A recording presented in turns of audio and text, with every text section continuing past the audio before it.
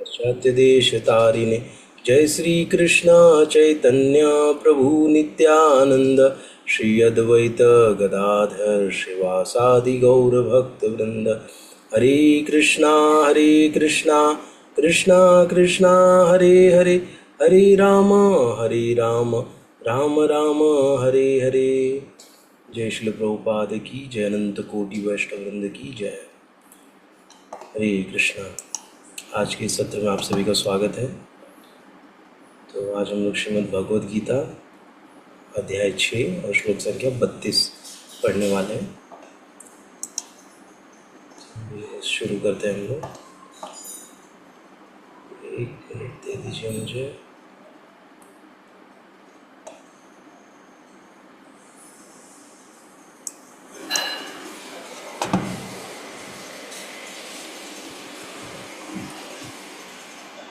ठीक है,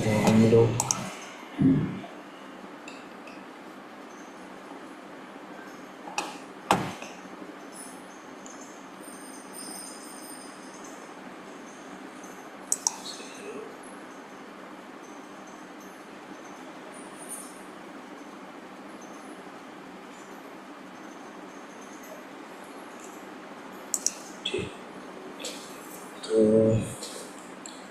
हम लोग ने कल 29 हो गया था, 30 और 31 श्लोक हमने कल पढ़ा था, जिसमें हमने देखा था कि जो 30वां श्लोक था उसमें देखे थे कि जो मुझे सर्वत्र देखता है और सब कुछ मुझ में देखता है, उसके लिए न तो मैं कभी अदृश्य होता हूँ और न वह मेरे लिए अदृश्य होता है। ये हमने देखा था। पेपर में स्क्रीन शेयर करता हूँ।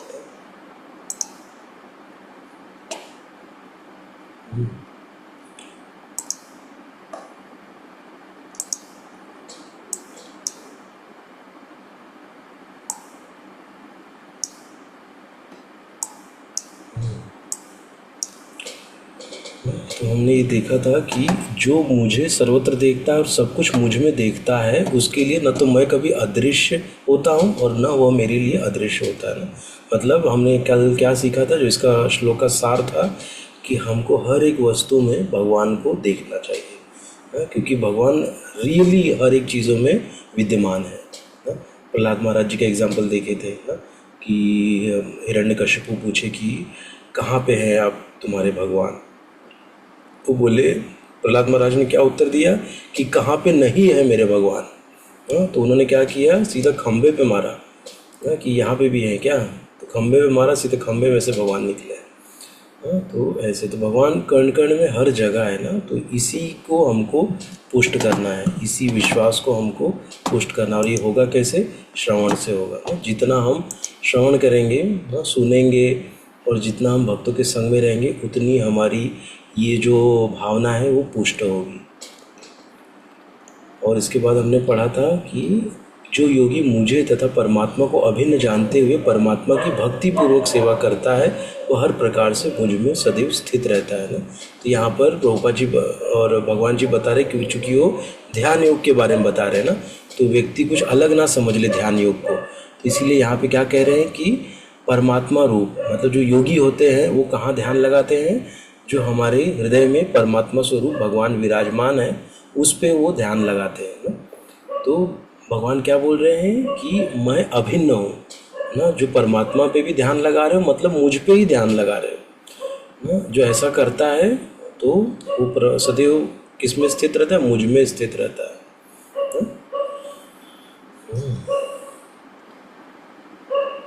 मतलब मुझे हमेशा याद करते रहता है, तो मैं हमेशा उसके साथ हूँ। जो भगवान को जितना याद करेगा, वो भगवान उतना उसके साथ में रहेंगे। ऐसे जो लास्ट का लाइन था इस श्लोक का, विष्णु एक है फिर भी वे सर्वव्यापी हैं, एक रूप होते हुए भी वे अचिंत्य शक्ति से सर्वत्र उपस्थित रहते हैं। जिस प्रकार सूर्य एक ही समय अनेक स्थानों में दिखता है ना। सूर्य का एग्जाम्पल दिया, क्योंकि ये सब क्या है? फिलॉसफी है ना। ये सब भगवान के जो अचिंत्य गुण हैं, गुणों के बारे में यहाँ बताया गया है। तो ये चीज़ हम समझेंगे कैसे अभी ना, जब हमारी इतने हम श्रवण नहीं कर रहे हैं तो कैसे समझेंगे। इसलिए हमें समझने के लिए प्रभुपाद जी ने सूर्य का एग्जाम्पल दिया है कि सूर्य जैसे यहाँ पे भी सूर्य दिख रहा है, पुणे जाएंगे पुणे में भी दिखेगा ना, अलग अलग जगह पे जाएंगे अलग अलग जगहों पे भी सेम सूर्य हमको वही दिखेगा ना। ऐसे ही भगवान भी सब जगह व्याप्त है, ऐसा हमने पढ़ा है। तो आज का हम लोग श्लोका पढ़ते हैं।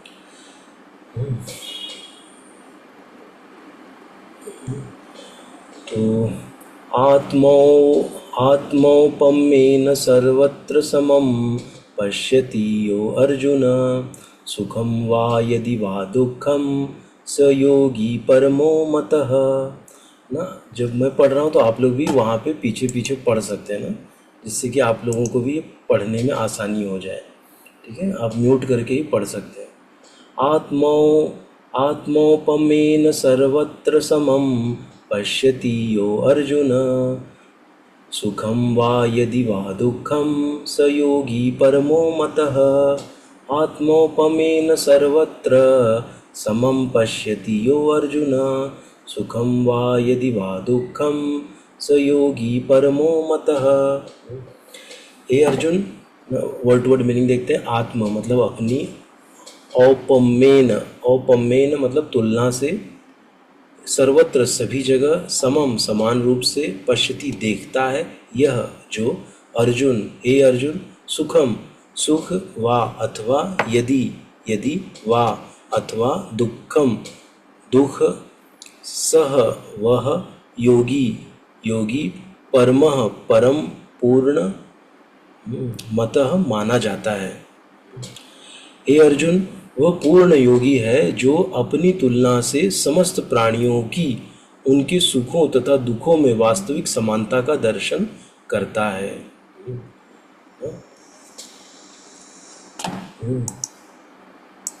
यहाँ पे क्या बता रहे हैं कि हे अर्जुन, वह पूर्ण योगी है जो अपनी तुलना से समस्त प्राणियों की अनेक सुखों तथा दुखों में वास्तविक समानता का दर्शन करता है। अपनी तुलना से मतलब खुद से कंपेयर करके समस्त प्राणियों के उनके सुखों तथा दुखों में वास्तविक समानता का दर्शन करता है। आगे इसको पढ़ते हैं और समझेंगे इसको, फिर वापस आके हम इसको देखेंगे। तात्पर्य, कृष्ण भावना भवित व्यक्ति पूर्ण योगी होता है। वह अपने व्यक्तिगत अनुभव से प्रत्येक प्राणी के सुख तथा दुख से अवगत होता है।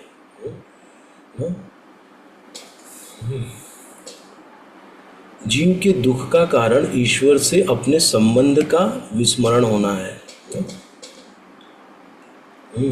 क्योंकि देखिए, एक जो पूर्ण योगी होता है ना, तो वो ऐसा नहीं कि वो सेल्फिश नहीं होता है ना, अभी वो दूसरों के लिए ज़्यादा होता है, अपने आप को भूल गया है ना। तो वो सामने वाले व्यक्ति को क्या तकलीफ़ हो रही है ना, मेरे बोलने से में या मेरे किसी आचरण से क्या तकलीफ़ हो रही है, ये उसको बराबर समझता है ना। इसलिए यहाँ पे बोल रहे हैं कि वो अपने अनुभव से प्रत्येक प्राणी के सुख तथा दुख से अवगत रहता है।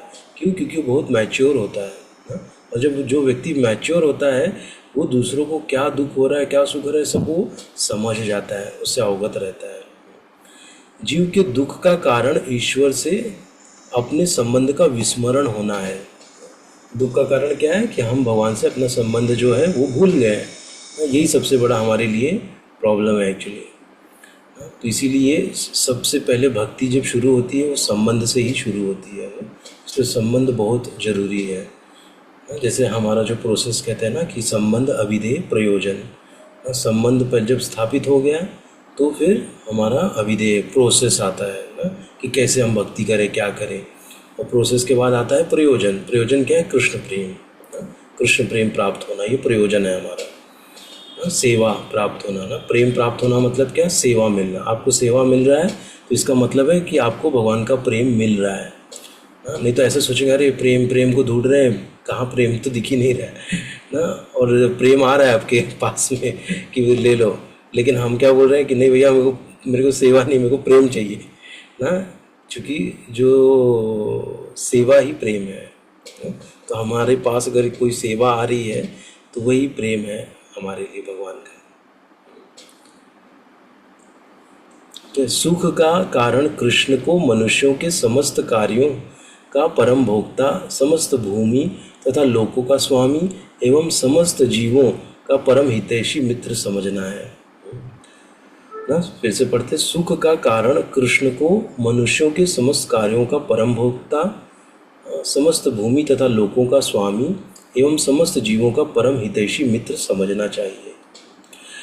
पूर्ण योगी यह जानता है कि परम पर जानता है कि भौतिक प्रकृति के गुणों से प्रभावित बद्ध जीव कृष्ण से अपने संबंध को भूल जाने के कारण 3 प्रकार के तापों दुखों को भोगता है, और चूंकि कृष्ण भावना भवित व्यक्ति सुखी होता है इसलिए वह कृष्ण ज्ञान को सर्वत्र वितरित कर देना चाहता है। कृष्ण के साथ संबंध भूल गए तो हम किस में थपेड़े खाएंगे? इन 3 तापों से ना। 3 ताप क्या क्या है ना?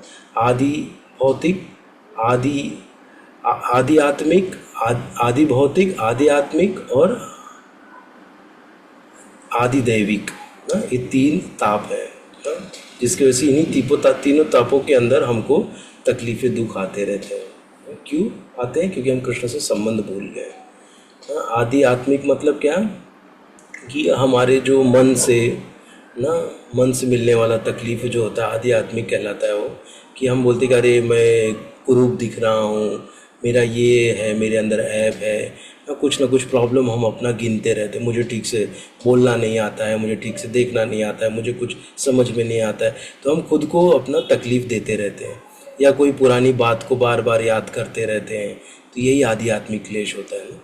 और आदि भौतिक मतलब कि किसी अन्य जीव से मिलने वाला कष्ट ना, कोई हमारा हो सकता है, कोई शत्रु बन जाए ना, वो हमको तकलीफ़ दे रहा है, या घर में कोई फैमिली मेम्बर्स से कुछ तकलीफ़ मिलना चालू हो जाए, या एक मच्छर है, मच्छर आके काट रहा है, बार बार परेशान कर रहा है ना, तो ये सब आदि भौतिक है। और आदि दैविक क्या है? जैसे भूकंप आ गया, बाढ़ आ गया ना, तो ये 3 ताप इसी को कहते हैं। और चूंकि कृष्ण भावनावित व्यक्ति सुखी होता है इसलिए वो कृष्ण ज्ञान को सर्वत्र वितरित कर देना चाहता है ना। खुश है, सुखी है, तो क्या चाहता है कि कृष्ण के बारे में सब लोग जाने ना, सब लोग अपना जीवन कृष्ण के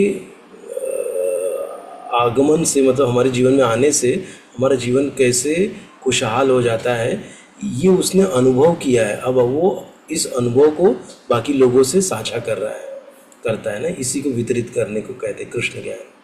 चूँकि पूर्ण योगी कृष्ण भावना भवित बनने के महत्व को घोषित करता चलता है, अतः वह विश्व का सर्वश्रेष्ठ उपकारी एवं भगवान का प्रियतम सेवक है।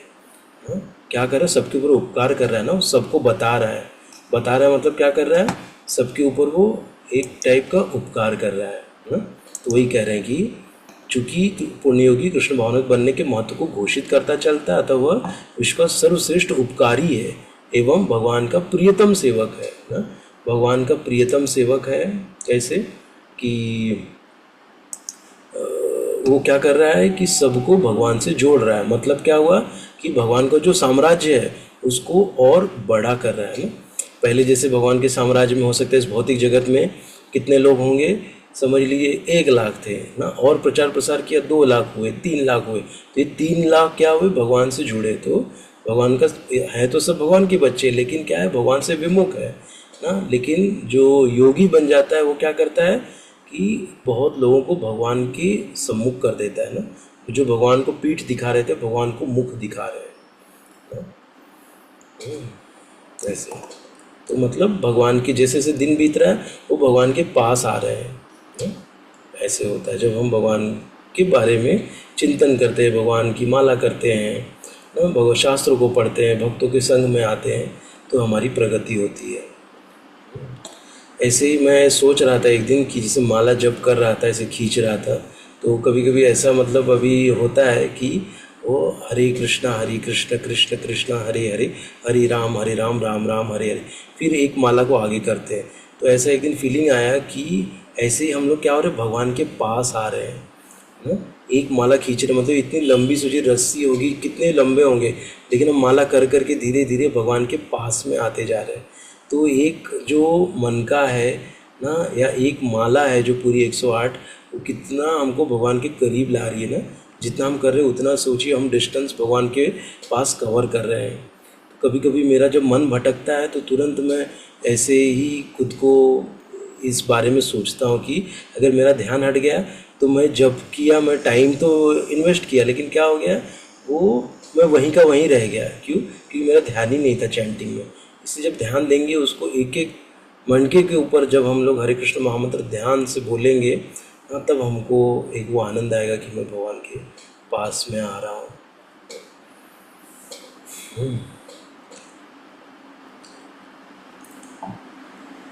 चूंकि पूर्ण योगी कृष्ण भावना भवित बनने के महत्व को घोषित करता चलता है, अतः वह विश्व का सर्वश्रेष्ठ उपकारी एवं सेवक है। न च तस्मान मनुष्येषु कश्चिन में प्रिय कृतम। भगवद गीता 18.69 में भगवान कहते हैं, दूसरे शब्दों में भगवत भक्त सदैव जीवों के कल्याण को देखता है और इस तरह वह प्रत्येक प्राणी का सखा होता है। वह सर्वश्रेष्ठ योगी है क्योंकि वह स्वानंतः सुखाय सिद्धि नहीं चाहता, मतलब खुद की वो नहीं चाहता कि कुछ होते हैं ना कि मेरा ही हो जाए, मेरा ही कल्याण हो जाए, वैसा नहीं। वो अभी दूसरों के सुख के लिए सोचता है। जैसे हम देखते हैं प्रहलाद महाराज क्या बोले कि मुझे एकदम सबसे लास्ट में भगवत धाम लेके जाना, जब तक मैं सभी का उद्धार ना कर दूं तब तक मुझे भगवत धाम नहीं जाना है, ऐसा बोलते हैं। तो यही है अंतर। अपितु अन्यों के लिए भी चाहता है, स्वयं सुखाय सिद्धि नहीं चाहता, अपितु अन्यों के लिए भी चाहता है। वह अपने मित्र जीवों में द्वेष नहीं करता। यही है वह अंतर जो एक भगवत भक्त तथा आत्मोन्नति में ही रुचि वाले योगी में होता है। जो योगी पूर्ण रूप से ध्यान धरने के लिए एकांत स्थान में चला जाता है, वो उतना पूर्ण नहीं होता जितना कि वह जो प्रत्येक व्यक्ति को कृष्ण भावना भवित बनाने का प्रयास करता है ना। देखिए प्रभुपाद जी ने यहाँ तात्पर्य में लिखा है कि जो भगवान का, एक्चुअली भगवान बोले भी हैं कि जो मेरा प्रचार करता है मुझे बहुत ज़्यादा प्रिय है। तो यही वहाँ यहाँ पर कहें कि वो उतना पूर्ण नहीं होता जितना कि वह भक्त जो प्रत्येक व्यक्ति को कृष्ण भावना भवित बनाने का प्रयास करता है ना। इसलिए हमारे अंदर ना ये वाली भावना बहुत तीव्र होनी चाहिए। यदि हमने थोड़ा भी अनुभव किया है कि ये करने से ना, भगवान का नाम जप करने से, श्रीमद् भगवद गीता का रोज़ पढ़ने से, श्रीमद् भागवतम को रोज़ पढ़ने से हमारे जीवन में कुछ तो फ़र्क बदल आया है, तो हमें चाहिए कि हम दूसरों को भी ये बताएं ना। जिससे कि हो सकता है हम लोग 100 लोग को बताएंगे तो 100 में से करीब 5% लोगों ने भी पकड़ लिया, तभी भी ना कोई हानि नहीं है हमारी इसमें ना। एटलीस्ट हमको बोलना चाहिए। तो आगे के श्लोक में चलते हैं हम लोग। अर्जुन उवाच योऽयं योगस्त्वया प्रोक्तः साम्येन मधुसूदन एतस्याहं न पश्यामि चञ्चलत्वात् स्थितिं स्थिराम्। अर्जुन उवाच योऽयं योगस्त्वया प्रोक्तः साम्येन मधुसूदन एतस्याहं न पश्यामि चञ्चलत्वात् स्थितिं स्थिराम्। चञ्चलत्वात् स्थितिं स्थिराम्। चञ्चलत्वात् स्थितिं स्थिराम्। अर्जुन उवाच योऽयं योगस्त्वया प्रोक्तः साम्येन मधुसूदन एतस्याहं न पश्यामि चञ्चलत्वात् स्थितिं स्थिराम्। 33वां श्लोक है श्रीमद् भगवद गीता से। इसका हम लोग वर्ड टू वर्ड मीनिंग देखेंगे। अर्जुन उवाच, अर्जुन ने कहा, यह पद्धति योग त्वया तुम्हारे द्वारा प्रोक्त कही गई, साम्येन सामान्यतया मधुसूदन हे मधु असुर के संहारता, एतस्य इसकी अहम मैं नहीं पश्यामि देखता हूँ, चंचलात्वात् चंचल होने के कारण, स्थिति को स्थिराम स्थायी। अर्जुन ने कहा, हे मधुसूदन, आपने जिस योग पद्धति का संक्षेप में वर्णन किया है वह मेरे लिए अव्यवहारिक तथा असहनीय है, क्योंकि मन चंचल तथा अस्थिर है ना। भगवान ने क्या बता रहे, ध्यान लगाने के लिए ना, कि आपके जो भगवान जो परमात्मा स्वरूप आपके हृदय में विराजमान है उसके ऊपर ध्यान लगाओ ना, ऐसा बताया।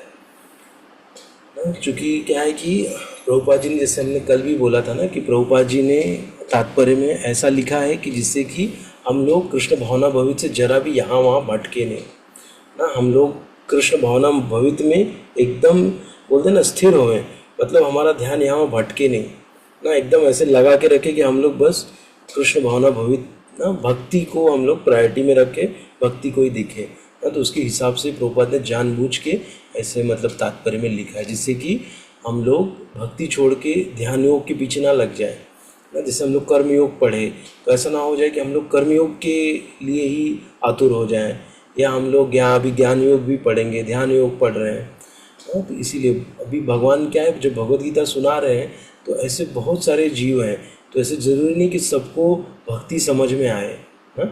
ऐसा कोई होगा जिसको क्या हो जाएगा, ध्यान योग उसको जच जाएगा, किसी को बोलते ना वैरायटी दी है भगवान जी ने ना?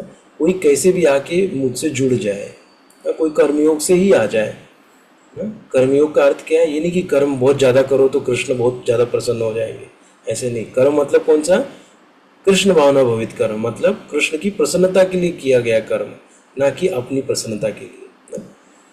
जो भी हम कर रहे हैं भगवान की प्रसन्नता के लिए, और जो भी रिजल्ट आएगा वो भगवान को अर्पित करना है ना?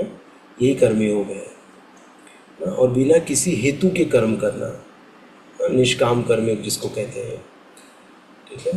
तो ऐसा है, तो इसलिए प्रभुपाद जी ने ऐसा दिया है हमको, जिससे कि हम लोग भक्ति के बारे में ही सोचें ना, भक्ति को ही प्रायोरिटी दें।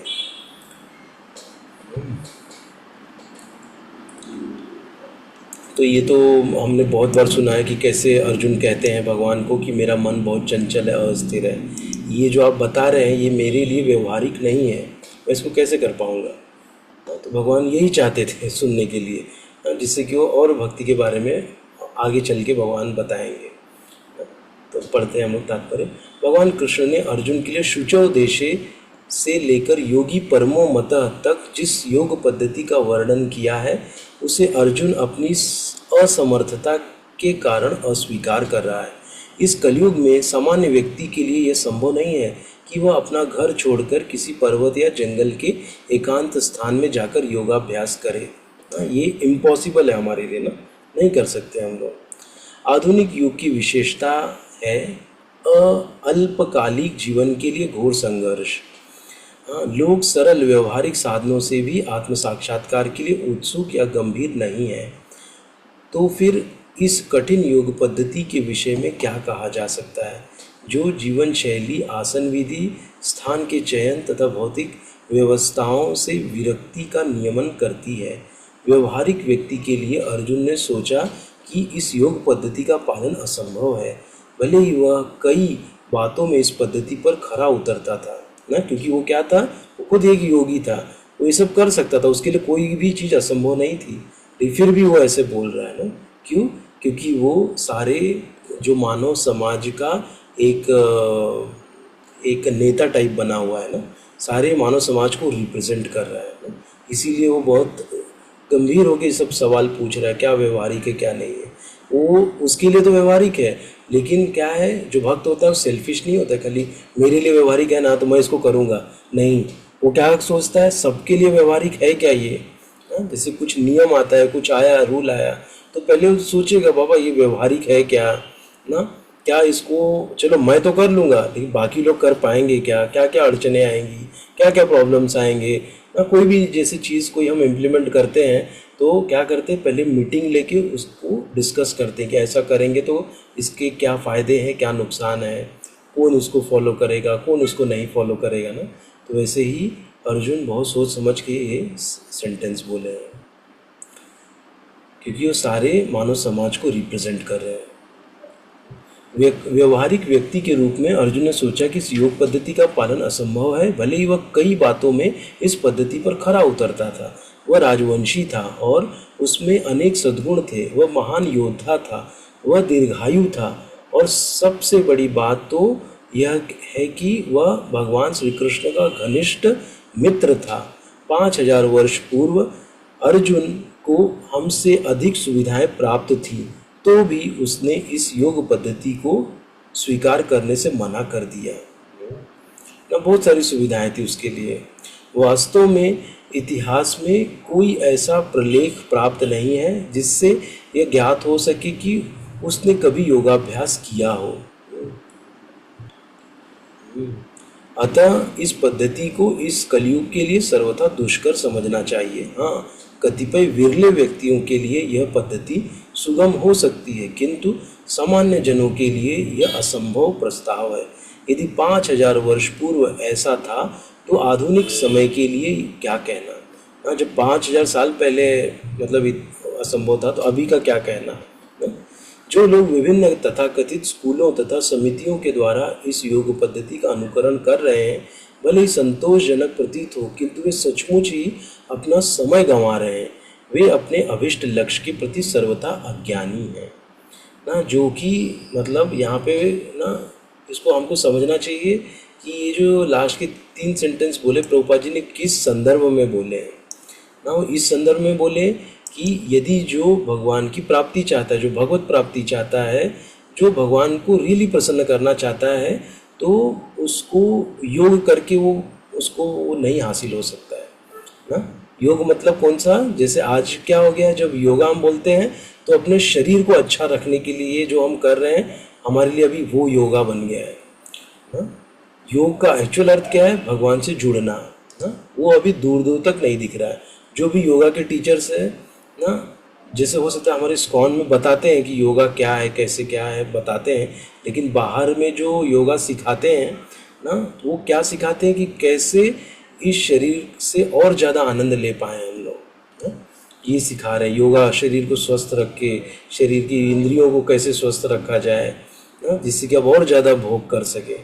तो ऐसे योगा की पद्धति आ गई है। अगर हम जाएंगे योगा डालेंगे तो 1760 टाइप के योगा के टाइप्स आजकल आ गए हैं। क्यों, सारे जो बोलते हैं ना अभी आजकल के जो हैं लोग हैं वो मूर्ख हो गए।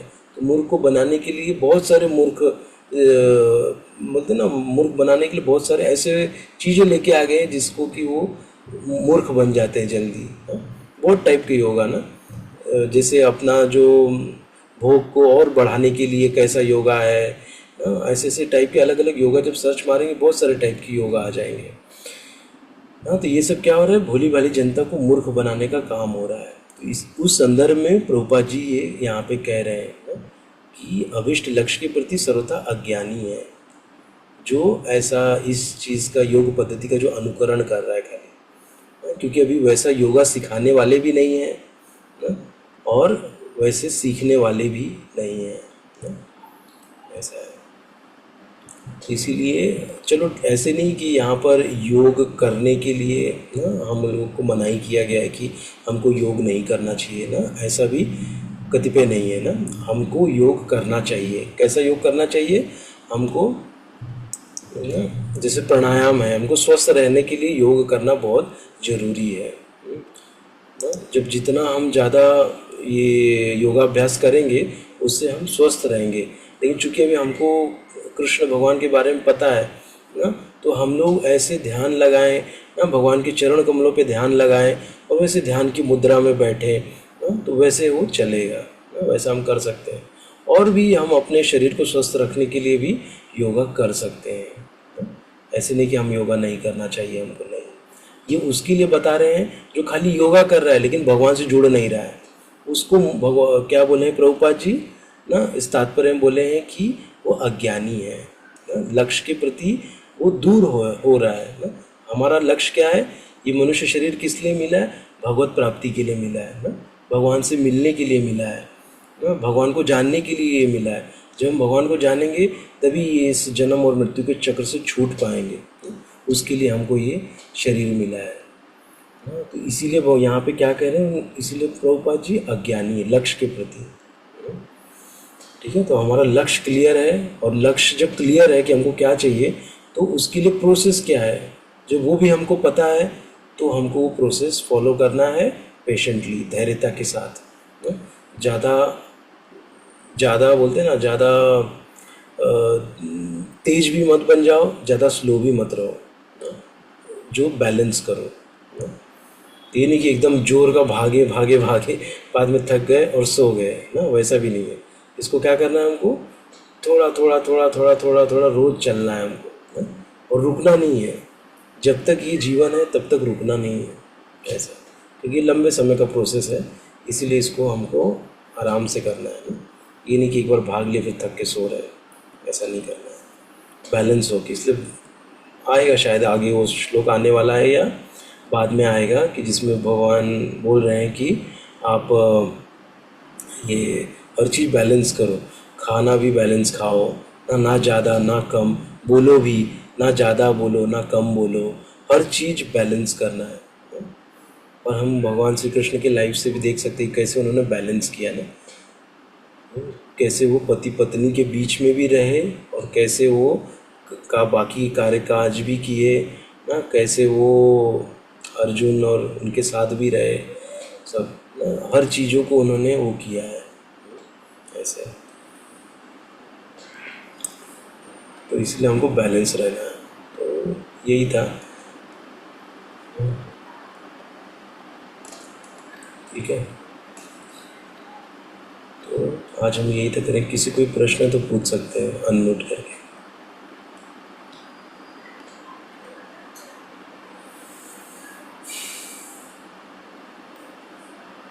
मेरी आवाज़ सही आ रही थी क्या?